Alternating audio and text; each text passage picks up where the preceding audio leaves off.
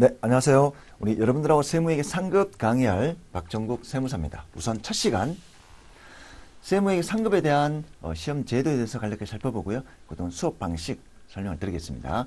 세무회계 상급은 두 파트로 이루어져 있습니다. 세법 1부, 2부. 법인 소득에서 과세하는 법인세법, 그리고 우리가 매일매일 부담하는 부가가치세법, 재화나 용역을 소비할 때 여러분들 매일매일 10% 부가세를 내고 소비를 합니다. 부가가치세법. 세법 2부는 개인의 소득에서 과세하는 소득세법 내용입니다. 세법 1부, 세법 2부. 각각 객관식 25문제입니다. 주관식은 없고요. 우리 주관식은 세무회계 2급부터 출제가 됩니다. 세무회계 3급은 객관식입니다. 수업 진행 순서는 교재 순서대로 진행하지는 않을 거고요. 우선 좀 쉬운 개인의 소득에 대해서 과세하는 소득세법, 그리고 부가가치세법, 마지막으로 법인의 소득에 대해서 과세하는 법인세법 순으로 설명을 드리겠습니다. 소득세법, 부가가치세법, 법인세법. 이걸 우리가 세법 3대 세법이라고요. 우리나라 세수의 거의 70%, 80% 차지하는 가장 큰 비중이 있습니다. 수업 방식은 우선 이론적인 내용 간략하게 PPT를 볼 거고요. 그 다음 필기를 할 겁니다. 세무회계는 여러분들이 이제 눈으로 보시면 절대 안 되고요. 많은 이론적인 내용이 있지만 그 이론적인 내용들은 계산을 통해서 이해되는 과정이기 때문에 같이 꼭 필기를 하셔야 됩니다. 그리고 부족한 부분 교재 통해서 보완 정리하고 각 파트마다 가장 대표적인 예제 문제, 그리고 마무리로 연습 문제, 기출 문제 풀이하면서 그 파트 내용을 다시 한번 복습하는 시간을 가지겠습니다.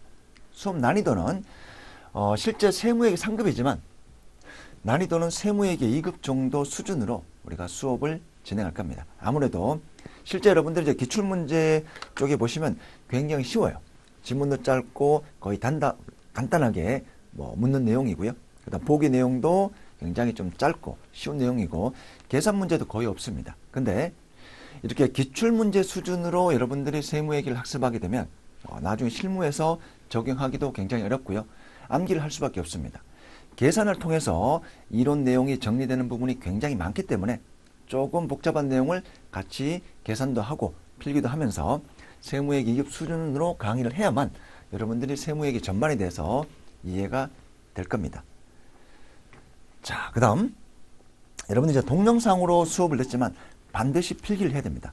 계속 저 앞에서 강조를 드렸지만 세무회계는 계산을 통해서 순서를 통해서 이해를 하는 학문이기 때문에 단순히 이제 암기하고 그렇게 하면 금방 또 잊어버리고요.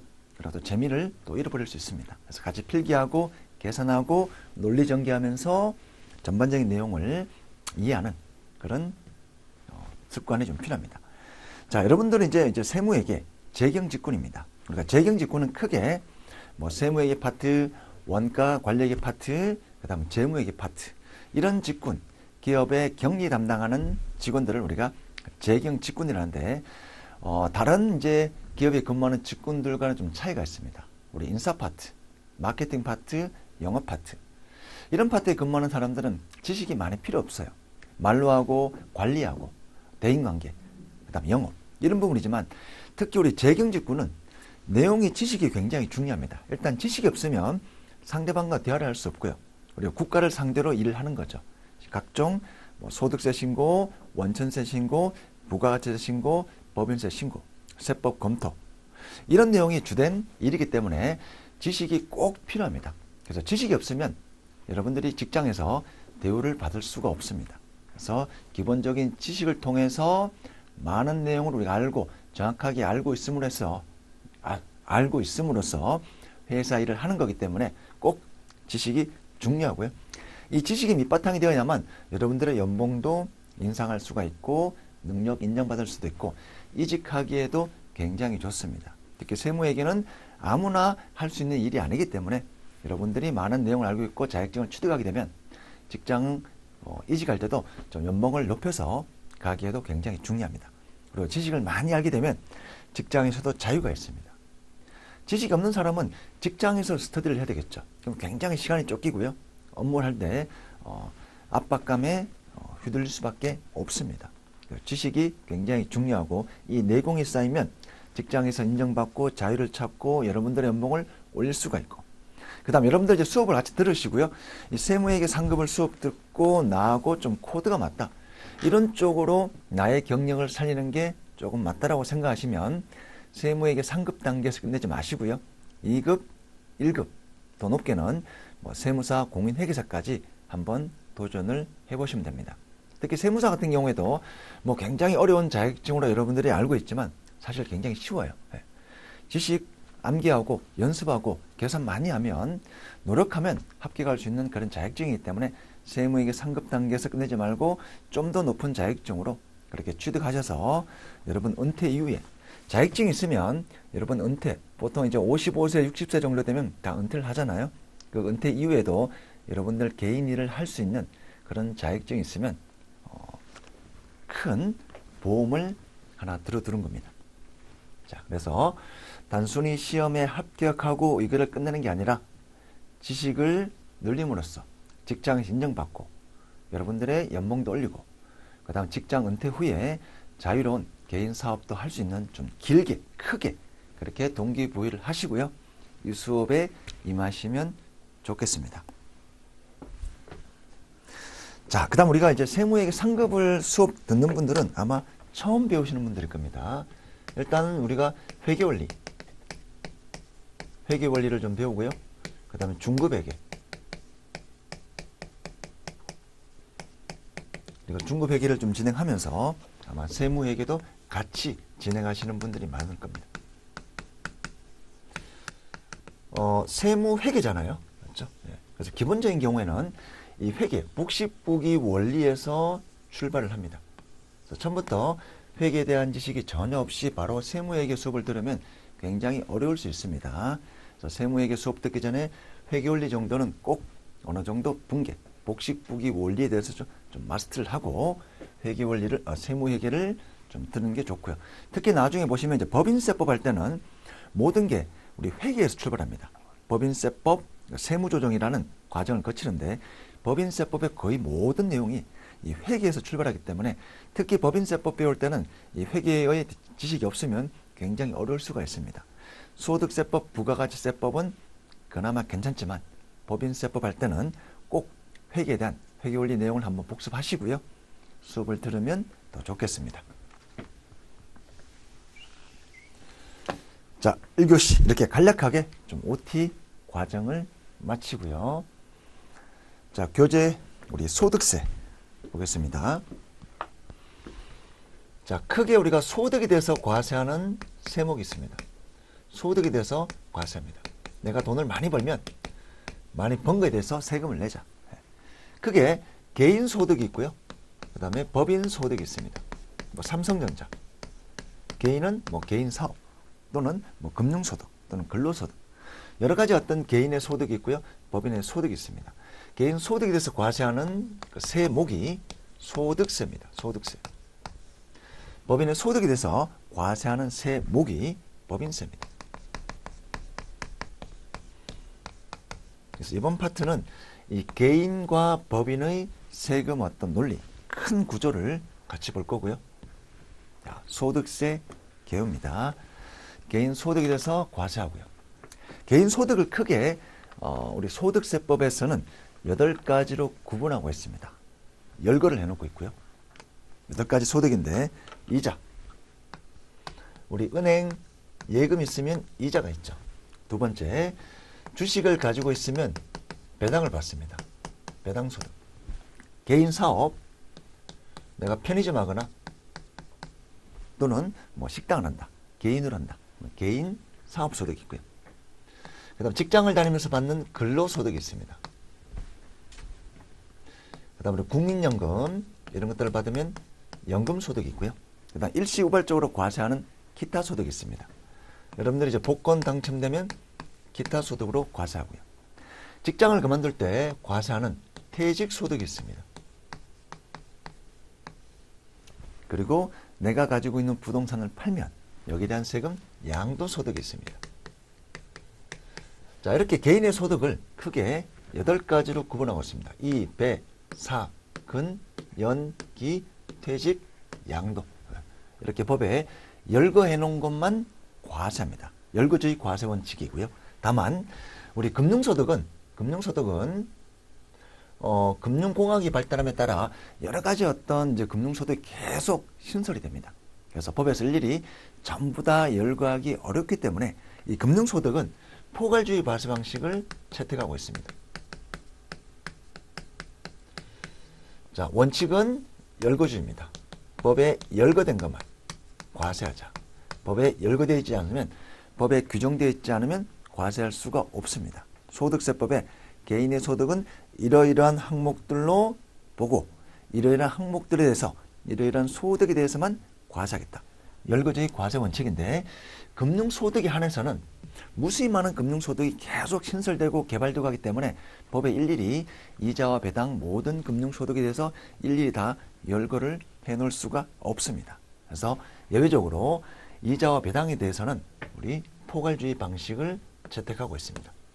자, 예외적으로 일부 소득에 대해서는, 일부 이 금융소득에 대해서는 포괄주의 과세 방식을 채택하고 있고요. 자, 포괄주의 과세 방식은 법에 일일이 열거되어 있지 않더라도 이자 배당과 유사한 소득이면 과세할 수 있다는 논리. 이게 포괄주의 과세 방식입니다. 자, 원칙은 열거주의. 예외적으로 이자와 배당, 금융소득. 우리 이자와 배당을 금융소득이라는데, 이 두 가지 소득에 대해서는 예외적으로 일부 포괄주의 과세 방식을 채택하고 있습니다. 자, 누진세율 구조고요. 누진세율 구조입니다. 법인세법, 소득세법은 누진세율 구조입니다. 자, 누진세율이라는 것은 소득이 늘어날수록, 자, 소득이 많으면 많을수록 이 세율도 더 높은 세율을 적용하겠다는 겁니다. 돈을 많이 벌게 되면 세금을 좀 더 많이 내는 그런 구조입니다. 법인세법도 마찬가지고요. 소득세법도 마찬가지입니다. 소득이 많으면 많을수록 적용되는 세율 구간이 점점 올라갑니다. 자, 그 다음에 이제 분류과세제도인데요. 종합소득, 퇴직소득, 양도소득으로 세 가지로 분류합니다. 이자, 배당, 사업근로, 연금, 기타. 이 여섯 가지 소득을 합산한 소득을 종합소득이라고 표현합니다.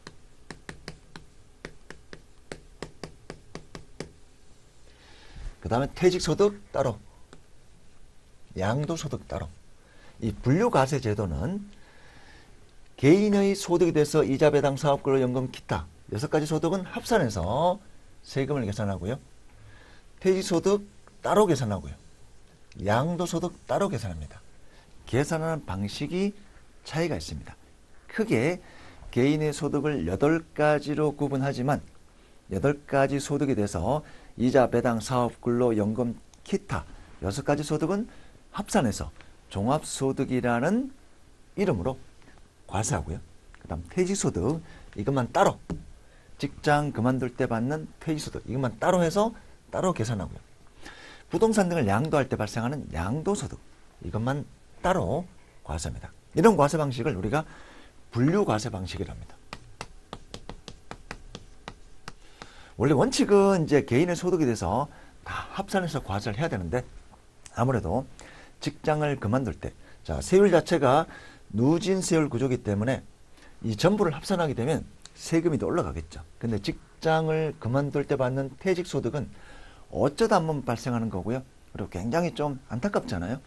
다른 소득과 합산해서 과세하면 누진세율 구조화에서는 세금 부담이 더 클 겁니다.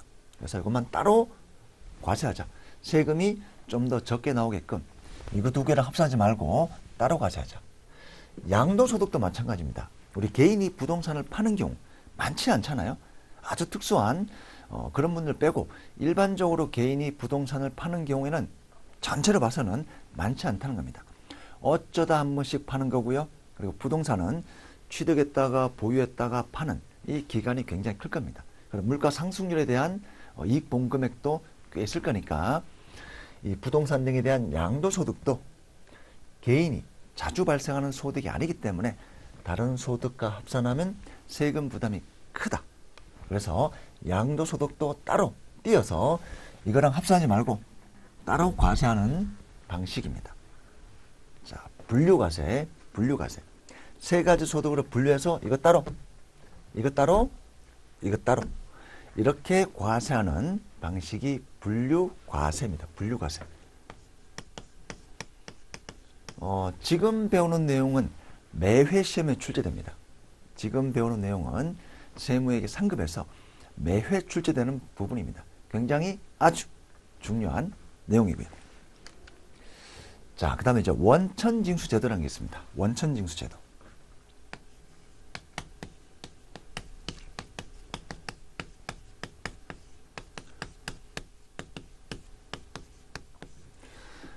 이 원천징수제도라는 거는 사례를 들어볼게요.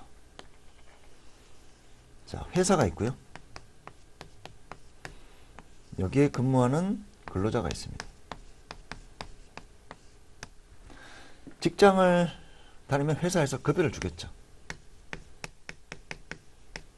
자, 근데 급여 줄 때 다 주는 게 아니라 약식으로 세금 띄고 줍니다. 정확한 세금 계산이 아니라 약식으로 계산해서 세금을 주는 쪽에서 계산합니다. 주는 쪽에서 계산해서 이 세금을 공제하고 주는 거예요. 즉, 이 개인에게 전체 소득을 다 주는 게 아니라 약식으로 계산한 세금을 띄고 줍니다. 자, 그 다음, 만약에 이제 금융회사 같은 경우에도 제가 이제 은행에 예금을 가입하게 되면 이자가 발생하죠. 자, 개인 가입자. 은행에서 제가 이자를 받으면 이 이자도 은행에서 다 주는 게 아니라 약식으로 세금 띄고 줍니다. 이렇게 지급하는 쪽에서 지급자가 소득 기속자에게 돈을 줄 때, 소득을 줄 때 다 주는 게 아니라 약식으로 세금 계산해서 그 세금을 띄고 준다는 겁니다. 그래서 이 세금을 띈 거를 세무서에 납부합니다.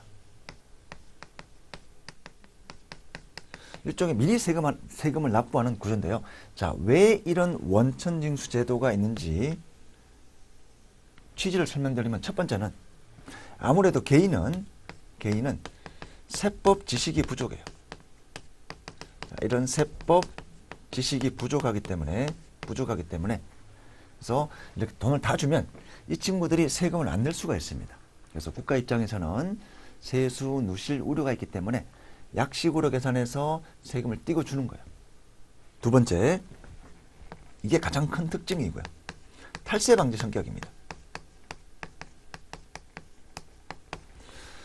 자, 이렇게 세금을 띄고 미리 주면 세무서에 신고를 하면 국세청 입장에서는 이런 개인들이 이런 소득이 발생했고 이런 세금들이 있더라 라고 국가에서는 인지를 하게 됩니다. 그러면 이 사람들이 나중에 제대로 세금 신고를 해야 되는데 세금 신고를 안 할 수가 없겠죠. 이미 국가에 이 사람 소득이 발생했다는 게 체킹이 되어 있으니까. 그래서 우리 소득세법은 광범위한 원천징수 제도를 도입하고 있습니다. 아주 광범위하게 대부분 개인 소득에 대해서는 원천징수라는 것을 도입하고 있습니다. 돈을 줄 때, 소득을 줄 때 다 주는 게 아니라 띄고 주는 거예요. 이자소득 세금 띄고 주고요. 배당소득 세금 띄고 주고요. 근로소득 세금 띄고 주고요. 연금소득 세금 띄고 주고. 여러분 복권 당첨되면 다 주는 게 아니라 세금을 띄고 줍니다. 퇴직소득도 마찬가지고요. 소득세법 귀속자가 개인입니다.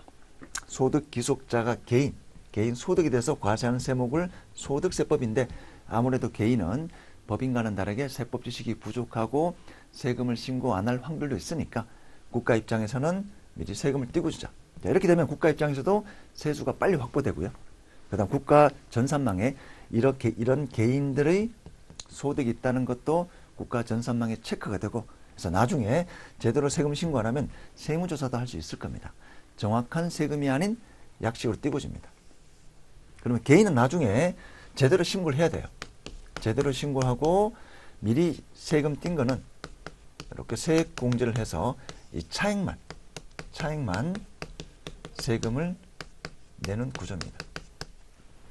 자, 약식으로 세금을 띄고 주고, 근데 제대로 계산한 게 아니라 개인이 나중에 이 소득에 대해서 제대로 신고할 때 금액이 나오겠죠. 세액이 나올 건데 미리 낸 거는 빼줍니다. 자, 이런 구조가 원천징수 제도라고 부르고 있습니다. 분리과세와 종합과세, 분리과세와 종합과세. 종합과세는 이렇게 개인 6가지 소득은 합산해서 과세하는 이런 방식을 종합과세라고요. 자, 분리과세는 원천징수로 과세 종결되는 것을 분리과세랍니다. 종합과세는 합산해서 계산하는 방식, 종합합산, 이게 원칙이고요. 다만 분리과세는 원천징수로 과세 종결되는 방식입니다.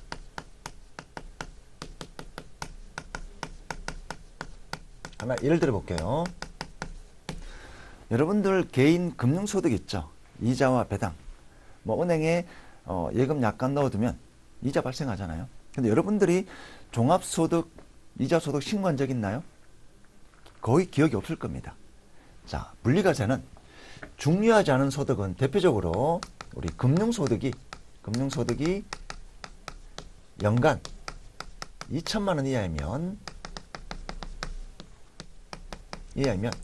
원천징수로 과세 종결합니다. 즉 은행에서 세금 띄워주고 그걸로 세금 종결. 이런 과세 방식을 우리가 분리과세라는 표현을 씁니다. 자, 분리과세와 분류과세 두 가지가 성격이 틀립니다. 분류과세는 3가지 소득으로 크게 구분한다. 분류해서 따로 과세한다. 그런 개념이고요. 분리과세한 용어는 원천징수로서 과세 종결하는 특정 개인에 대해서 큰 금액이 아닌 이런 소득은 그냥 약식으로 원천징수하고 그걸로 세금을 끝내자. 대표적인 게 금융소득 연간 2천만 원이야. 그 다음 일용근로자도 있어요. 우리 일용근로자. 일용근로자 같은 경우에도 원천징수로 과세 종결하고 끝냅니다. 그 다음 복권소득. 복권도 기타 소득으로 원천징수하고 과세 종결합니다. 그렇게 소득을 지급하는 자가 세금을 약식으로 띄워주고 그걸로 과세를 끝내겠다. 내가 별도로 국세청에 신고할 필요가 없다. 그런 과세 방식을 분리과세 방식이라고 표현을 합니다. 자, 그 다음 개인 단위 과세고요. 우리 소득세는 개인 소득에 대해서 과세하는 세목입니다. 법인세는 법인 소득에 대해서 과세를 하고요. 자, 인적 공제 제도가 있습니다. 나중에 이제 부가가치세하고 비교를 할 건데요.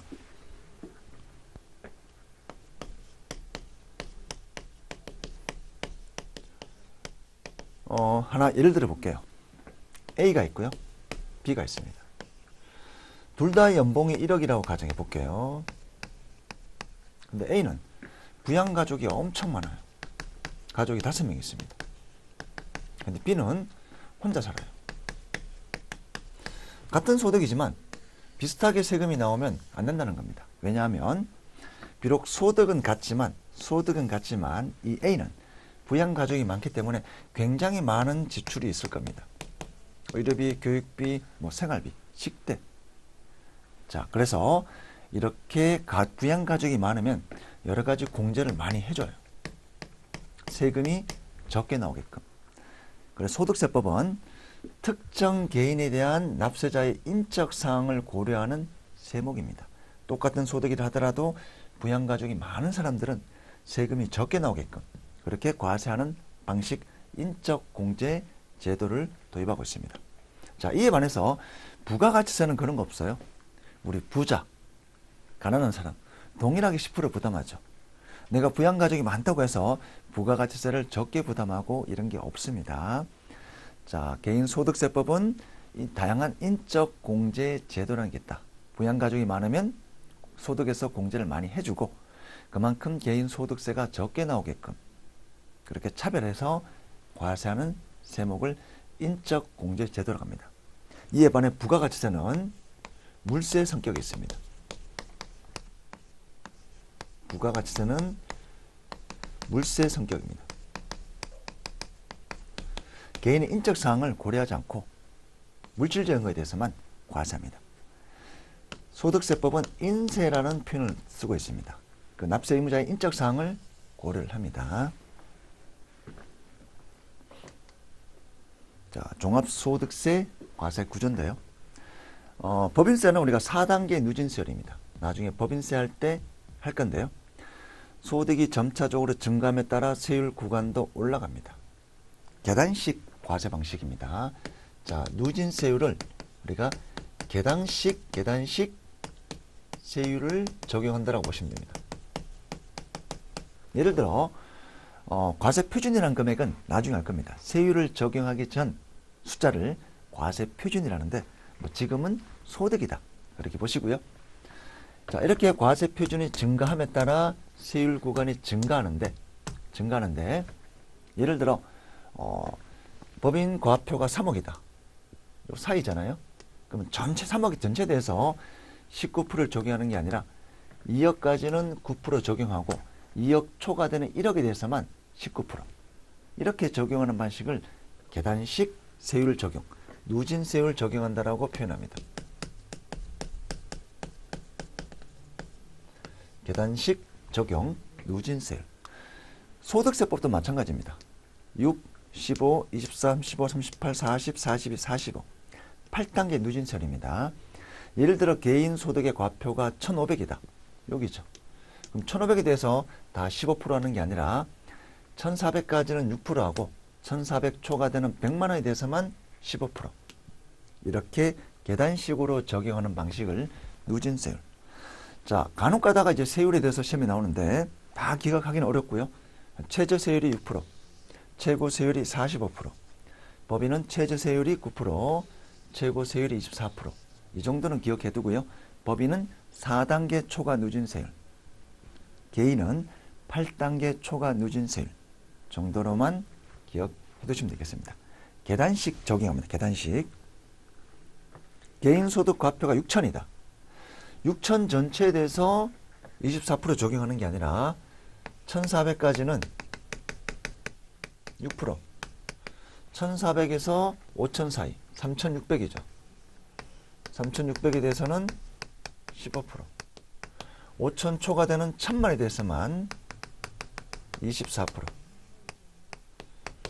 자, 개인 소득의 과표가 6천이면 1,400은 6%, 3,600은 15%, 5천 초과되는 1,000만에 대해서만 24%. 이렇게 계단식으로 세율을 적용합니다. 그 금액 넘는 금액만 올라가는 세율 적용.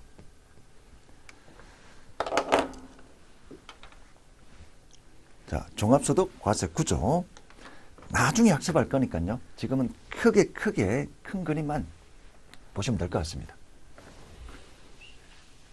자, 종합과세. 개인의 소득을 8가지로 구분하고요. 이자, 배당, 사업, 근로, 연금, 기타, 퇴직, 양도인데 퇴직과 양도소득은 별도로 따로 띄어서 분류해서 따로 과세하고, 원칙상 이자, 배당, 사업, 근로, 연금, 기타, 2배, 사근, 연기 6가지 소득은 합산해서, 물론 분리과세 대상 소득은 있지만 원칙적으로 6가지 합산해서 과세합니다. 이걸 종합소득이라고 종합합산과세라는 표현을 씁니다. 종합소득의 6가지 소득, 이, 배, 사, 근, 연, 기. 시험에 자주 나오고요. 자, 이, 배, 사, 근, 연, 기. 이자소득, 배당소득, 사업소득, 근로소득, 연금소득, 기타소득. 법에서 특별히 분리과세하라고 규정한 소득 제외하고는 6가지 소득은 합산해야 됩니다. 저는 이렇게 배웠어요. 옛날에 저 공부할 때 종합소득의 종류는 어떤 것들이 있는지 시험에 자주 나오기 때문에 2배, 사근, 연기로 외웠는데, 제가 대학 다닐 때 우리 대학에 호수관에 있는데 여기 작은 섬이 있어요. 그래서 제가 이 섬에 한번 가보기 위해서 작은 보트 뗏목을 만들었어요. 그래서 그 다음날 가려고 했는데 준비 다 끝났는데 아침에 태풍이 와서 이 배가 다 싸그러들었어요. 떠나는 걸 연기해야 되겠잖아요. 이렇게 외웠습니다.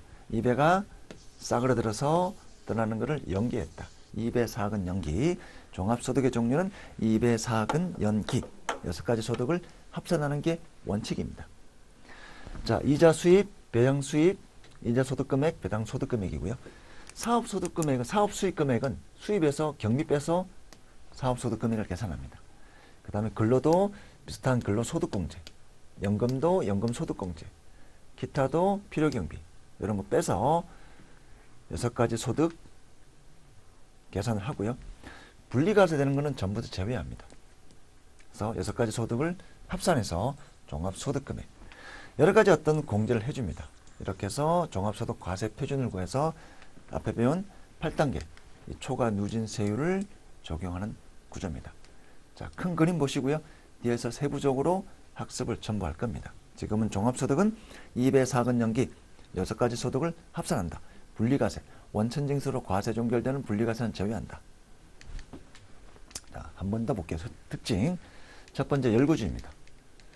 다만 금융소득에 대해서는 유형별 포괄주의, 개인 단위, 개인 소득에 대해서 과세하고요. 종합과세와 분류과세, 2배 사근연기는 종합과세, 퇴직과 양도는 별도로 띄어서 분류해서 과세한다. 그 다음 분리과세, 특별히 중요하지 않는 소득은 원천징수로 과세 종결하는 분리과세, 다양한 인적 공제와 누진세 구조로 이루어져 있습니다. 그 다음에 신고납세제도, 내가 신고해야 됩니다. 국가에서 알아서 다 계산해서 주지 않고요. 내가 신고 기간에 내가 신고해서 해야 됩니다. 이런 신고납세 제도입니다. 부가가치세, 소득세, 법인세 전부 다 신고 과세 세목입니다. 법인세하고 비교를 해보면요. 자, 법인세는 순자산 증가설이라는 논리를 가지고 있습니다. 법인은 개인처럼 열거된 소득에 대해서만 과세하는 열거주의 과세 방식, 이걸 우리가 소득 원천설이라고 부릅니다. 법에 이런 소득에 대해서 원천이 되는 소득에 대해서만 과세하라, 이런 방식이 열거주의 과세 방식이고요. 근데 법인세는 이런 과세 방식이 아니고 법인의 순자산을 증가시키는, 법인의 이익을 증가시키는 모든 거래는 과세하는 순자산 증가설의 과세 방식입니다. 이런 방식을 포괄주입니다. 법에 특별히 법인 소득에 대해서 열거를 법인의 과세되는 소득에 대해서 특별히 열거되어 있지 않더라도 법인의 순자산을 증가시키는 모든 이런 거래는 원칙적으로 법인 소득으로 과세하자, 이런 과세 방식이 순자산 증가설 포괄주의 과세 방식입니다. 자주 출제되는 논리입니다. 자, 다시 할게요. 법인은 순자산 증가설이다. 법에 열거되어 있지 않더라도 법인의 과세되는 소득을 일일이 열거되어 있지 않더라도 법인의 순자산을 증가시키는 모든 거래는 법인의 소득으로 보아 세금을 내라. 개인은 원칙상 열거주의입니다. 이걸 우리가 소득 원천설이라고 표현합니다. 이 소득 원천에 대해서 법에 열거된 것만 과세하자. 순자산 증가설은 포괄주의 방식입니다. 열거되어 있지 않더라도 순자산 증가시키는 모든 거래는 포괄적으로 과세해라. 개인은 법에 열거된 것만, 소득 원천에 열거된 것만 과세하자. 이런 방식이고요. 소득세법 열거주의 소득 원천설, 법인세법 포괄주의 순자산 증가설, 중요한 개념입니다. 자, 다음으로 이제 소득세 납세 의무자 내용을 보겠습니다.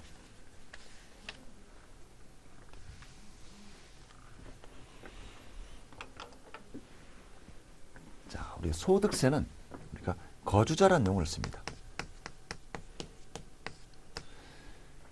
국내에 주소가 있거나, 즉 이때 주소는 형식상의 주소가 아니고 실제 나의 삶의 근거지가 있는 주소가 있거나, 또는 한국에 183일, 1년 중 183일 머무르는 자.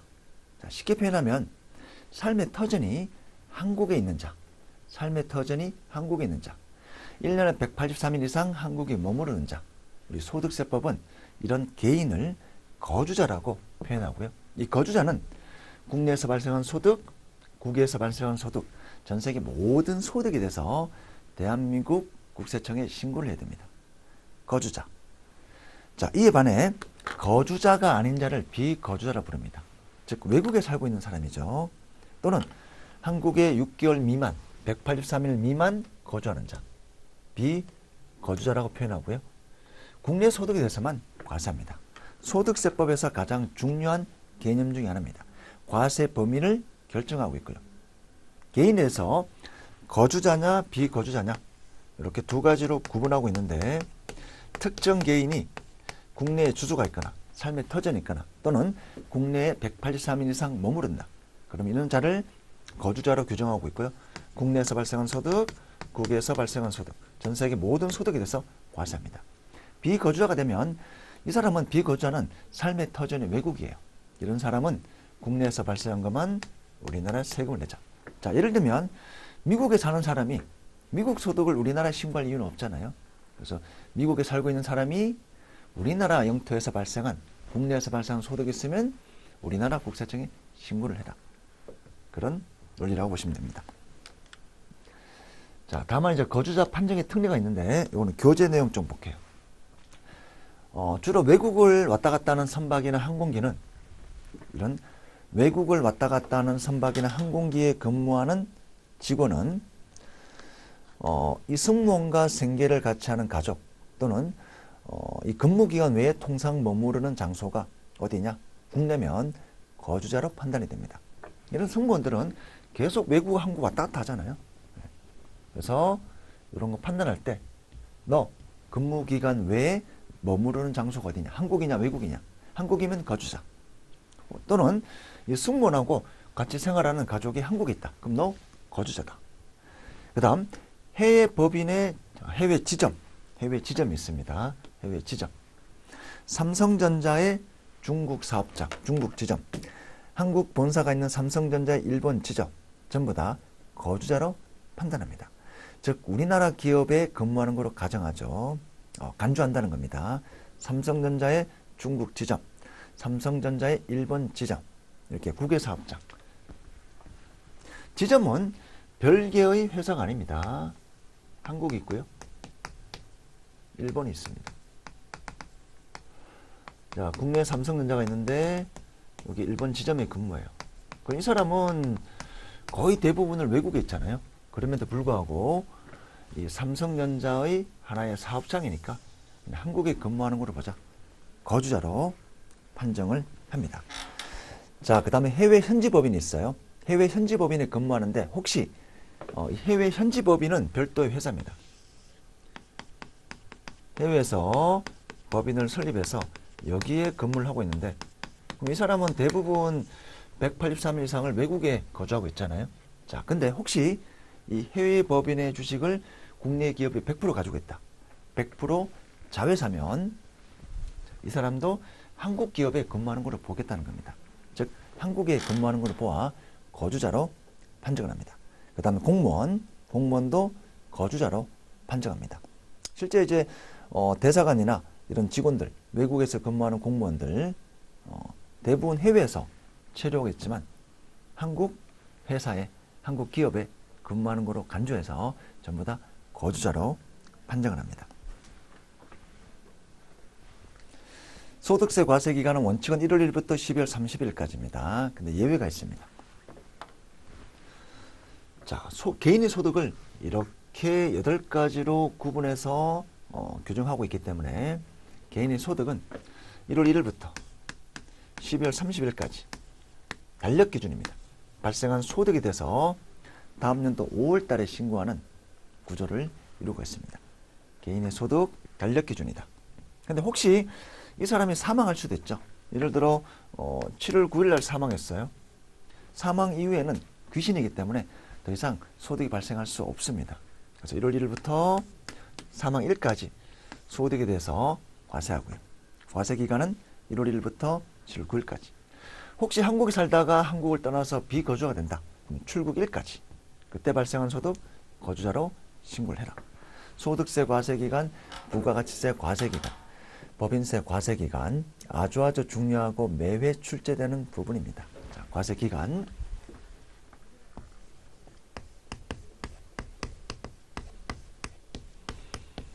소득세, 법인소득에 대고 사는 법인세, 그 다음 부가가치세. 이 세 가지 세목의 과세기간이 틀려요. 이 과세기간에 발생한 금액을 언제까지 신고해라.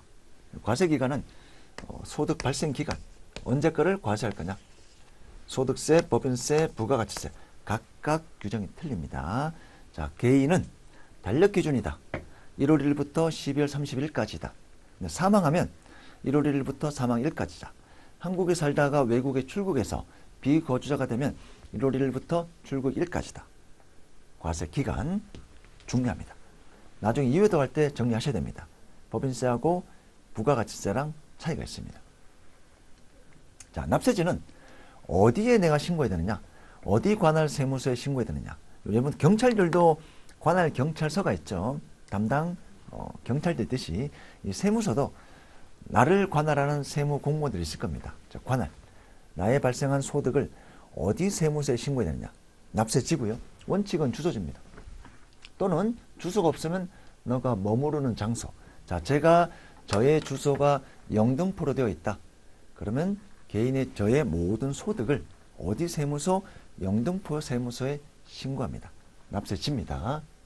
다만 사업소득 있는 자는 사업장이 위치한 장소 세무서를 선택할 수 있습니다. 지정이 가능합니다. 비거주자는 외국에 살고 있기 때문에 주된 삶의 근거지가 외국이기 때문에 국내 사업장이 있는 그 관할 세무서에 신고해라. 또는 별도의 내가 사업장이 없으면 국내 원천 소득이 발생하는 장소 세무서에 신고를 해라. 자, 이렇게 납세지는 내가 변경 신고할 수 있습니다. 거주자나 비거주자가 혹시 납세지가 변경되면 변경된 날로부터 15일 이내에 변경 후 세무서에 신고해야 됩니다. 교재에는 없지만 우리 연습 문제에 한 문제 있기 때문에 이것도 교재에다가 보완 정리를 해두겠습니다. 중요한 내용은 아닌데 아주 가끔 시험에 출제되고는 합니다. 자, 납세지가 기본적인 납세지가 있고요. 이 장소가 바뀌면 변경 신고해야 된다. 변경 후 15일 이내에 변경인 날로부터 15일 이내에 그 변경 후 납세지 세무서장에게 나의 납세지가 바뀌었다고 신고를 해야 됩니다. 자, 우리 예제 1번, 2번 풀어볼게요. 예제 1번. 우리나라 소득세 특징에 대한 설명이다. 가장 잘못된 것. 1번. 원칙적으로 개인별로 과세하는 개인단의 과세 제도이다. 맞는 표현이죠. 2번. 원칙적으로 열거된 소득에서 과세하는 열거지 과세 제도입니다. 다만 이자 배당은 유형물 포괄주의. 3번. 공평과세를 위해 개인의 인적사항을 고려하지 않는다. 아니죠. 개인의 인적사항을 고려합니다. 부양가족이 많으면 그만큼 지출도 많을 거니까 세금이 좀 적게 나오게끔 혜택을 주자. 4번. 정답은 3번입니다. 4번. 현행 소득세, 법인세, 부가가치세 전부 다 신고 납세 제도를 채택하고 있습니다. 내가 신고해야 됩니다. 국가에서 알아서 너 얼마 내라 이렇게 고지하는 세목이 아닌 내가 알아서 신고 납세하는 제도입니다. 정답 3번입니다. 예제 2번. 소득세 과세 기간에 대한 설명으로 잘못된 것. 1번. 현행 소득세법상 과세 기간은 1월 1일부터 12월 30일까지 원칙이고요. 2번. 거주자가 사망한 경우 1월 1일부터 사망한 날까지 소득세 신고해야 됩니다. 3번. 거주자가 주소 또는 고소를 국외 이전을 인하여 비거주가 된다. 삶의 터전이 외국으로 바뀌는 거죠. 그럼 1월 1일부터 출국한 날까지 소득 금액에 대해서 계산이 됩니다. 4번. 거주자가 폐업하는 경우에는 1월 1일부터 폐업일까지 과세 기간을 한다.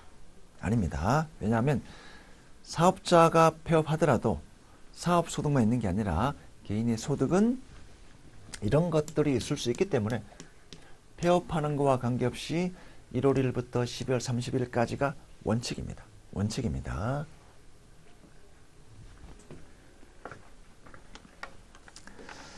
자, 기출문제 1번 연습 문제입니다. 다음 중 소득세법상 납세 의무자에 대한 설명으로 틀린 것. 1번. 해외 지점에 파견된 임직원은 거주자를 본다. 그러니까 우리나라 기업에 근무하는 걸 보는 거예요. 외국에 대부분 있다 하더라도. 2번. 비거주자는 국내 원천 소득에 대해서만, 국내에서 발생한 소득에 대해서만 신고합니다. 3번. 거주자에게는 소득세법에서 규정하는 모든 소득, 이자, 배당, 사업, 근로, 연금, 기타, 퇴직, 양도. 4번. 거주자는 대한민국 국적인 자만이 183일 이상 거소를 둔 개인을 말한다. 대한민국 세법은 국적 유무를 따지지는 않습니다. 국적 유무를 따지지 않습니다. 제가 우리나라 국적이더라도 가족 전부 외국에 다 살고 있으면 비거주자가 되는 거예요. 그래서 거주자, 비거주자로 구분합니다. 거주자, 비거주자. 국적이 결정되는 건 아니고요. 어디에 머무르느냐, 여기에 따라서 소득의 과세 범위가 결정이 됩니다. 거주자, 비거주자. 2번, 소득세법상 분류과세되는 소득은 자, 배당, 근로, 사업, 퇴직소득은 분류돼서 과세하죠. 네, 이렇게 분류해서 자, 이 문제의 취지는 배당, 근로, 사업은 합산되고요. 합산되고 종합소득으로 합산되고요. 이 소득과 따로 띄어서 분류해서 과세하는 소득은 뭐냐라는 취지로 문제를 보시면 되겠습니다. 그러니까 퇴직입니다. 3번, 거주자가 1월 25일에 사망하는 경우 사망일에 속하는 과세기간에 대한 종합소득세 신고 기한은, 자, 이 부분은 나중에 우리 신고 파트에서 별도로 할 건데, 사망하게 되면 사망일이 속한 달의 말일부터 6개월 이내에 신고를 해야 됩니다. 그래서 1월 25일 사망했기 때문에 1월 말일부터 6개월, 2, 3, 4, 5, 6, 7, 7월 30일까지 이 사망한 사람의 소득에 대해서 신고를 해야 됩니다. 나중에 배우겠습니다. 4번, 우리나라 소득세법 특징에 관한 설명도 잘못된 것. 1번, 퇴직소득과 양도소득은 분리과세가 아니고요. 분류과세입니다. 분류과세.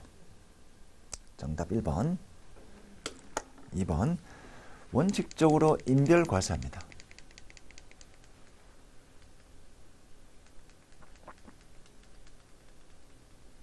자, 퇴직과 양도는 분류과세. 3번, 소득세법은 원칙적으로 소득 원천설, 열거주의나 순자산 증가설의 일부도 수용하고 있다. 즉 우리 금융소득은 유형별 포괄주의.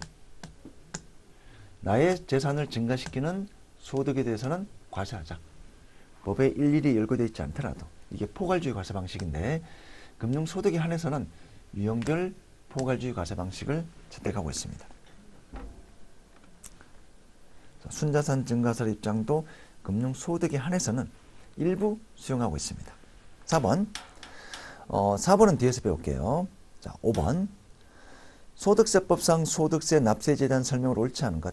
1번, 주소지가 없는 거주자의 소득에 납세제는 거소지죠.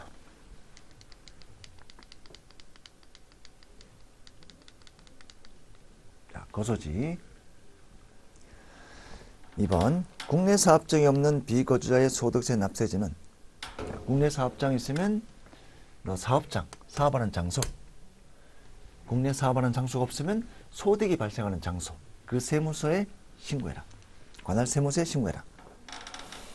3번, 원천징수하는 자가 비거주자인 경우 국내 사업장에서 원천징수하는 소득세의 납세지는 비거주자의 거주지란다. 국내 사업장 소재지입니다.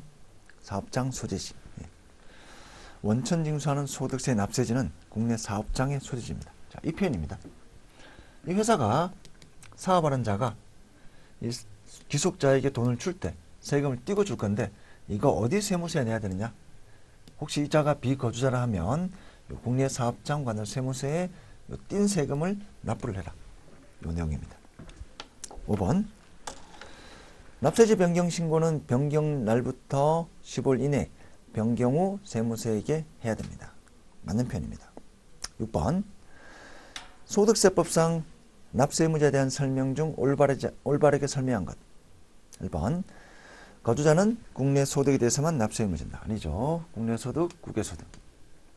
2번, 거주자, 비거주자 판단 기준은 국적에 따라 정해진다. 아닙니다. 머무르는 장소, 삶의 근거지. 3번, 국내 183일 미만 거주를 두고 있는 경우 비거주자라 보죠. 4번, 비거주자는 국내 원천 소득에 대해서만 납세 의무진다. 맞는 표현입니다. 정답 4번입니다. 7번, 거주자는 국내 주소를 두거나 183일 이상 거주를 둔 개인을 말합니다. 정답 3번이고요. 8번 우리나라 소득세법 특징.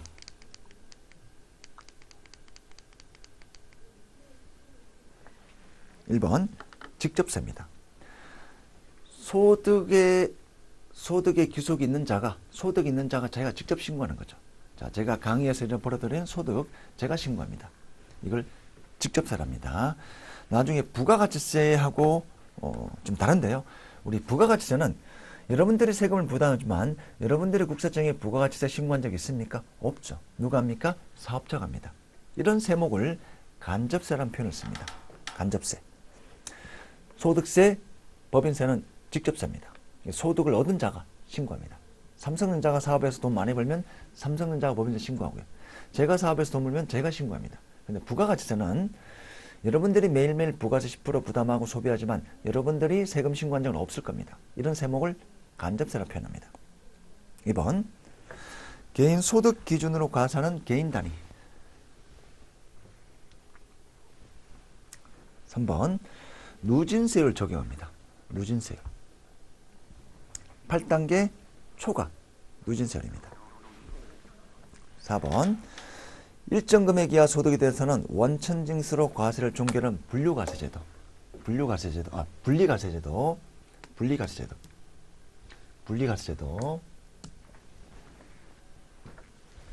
특히 금융소득이 연간 2천만 원 이하면 분리과세로 과세 종결합니다. 그래서 여러분들이 이제 이자나 배당 소득에 대해서 여러분들이 직접 신고한 적이 없는 이유가 원천징수로 과세 종결되었기 때문입니다.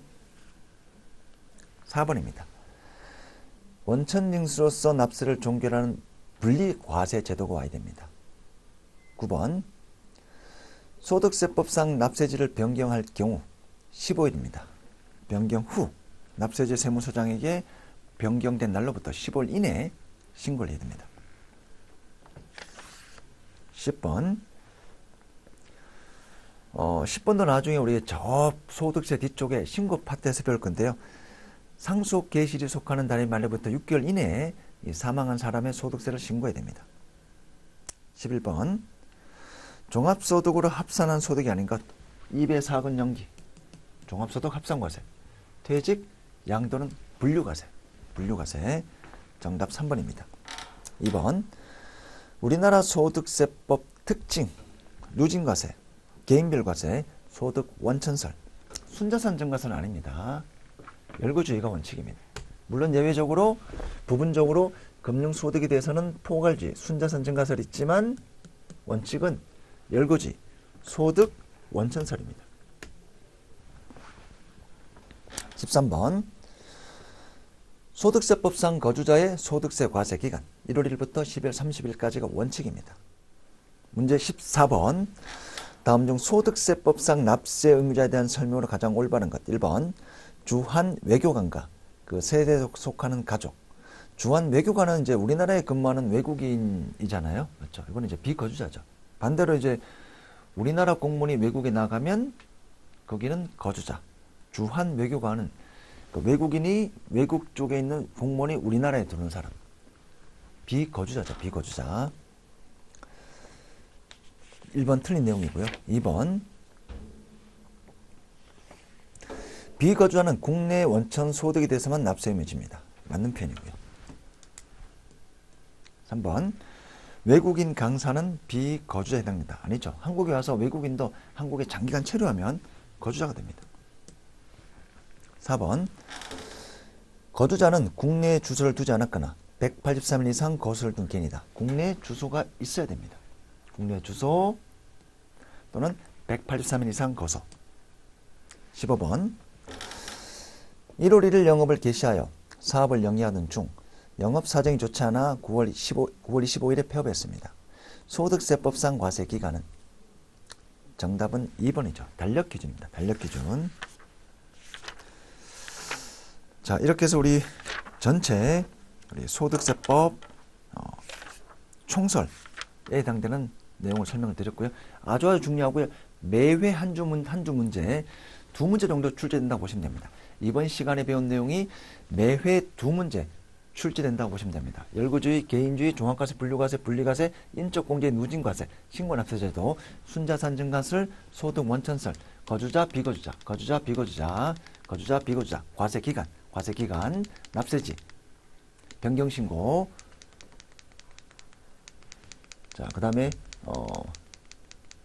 우리 원천징수제도, 종합소득세, 이자배당, 사업권료연금, 기타, 합산과세, 퇴직, 양도는 분류과세, 원천징수로 과세 종결되는 과세 방식을 분리과세. 중요하고요. 두 문제 출제가 됩니다. 이번 시간 여기까지 하겠습니다.